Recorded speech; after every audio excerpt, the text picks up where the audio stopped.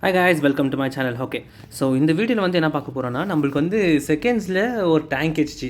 So 2 feet 1 feet மாதிரி.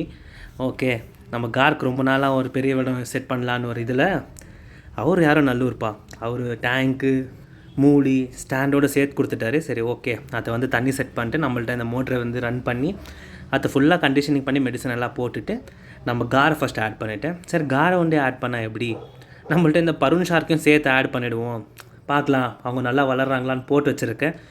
இப்போதைக்கு car Barun shark அப்புறமா இந்த ஃபீடிங் ஃபிஷ்ஷிங்லாம் போட்டு பிளான்ஸ் வச்சு ரன் பண்ணி வச்சுருந்தா அந்த வீடியோ உங்களுக்கு காட்டுறேன்.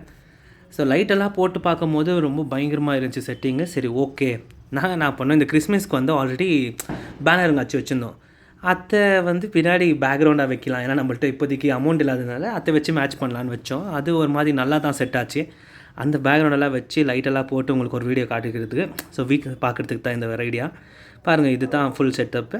இது வந்து லைட் சேஞ்ச் பண்ணி கூட பார்த்துருக்கோம், அது வந்து நல்லா வந்துச்சு. அது இன்னொன்று பர்பிள் லைட்டில், ஆஹா, இந்த மாதிரி சீனரி பார்க்கறதுக்கு ஒரு மாதிரி அழகாக இருந்துச்சு. சரி, ஓகே, இவங்களுக்கு ஃபீடிங் ஃபிஷ் எல்லாம் போட்டு நெக்ஸ்ட் எப்படி டெவலப் ஆகுறாங்கன்றது ஒரு அப்டேட்டாக உங்களுக்கு போடுறேன். இந்த வீடியோ உங்களுக்கு பிடிச்சிருந்துச்சுன்னா லைக், ஷேர், சப்போர்ட் பண்ணி இதே மாதிரி எனக்கு என்கரேஜ் பண்ணுங்கள். See you guys, bye bye.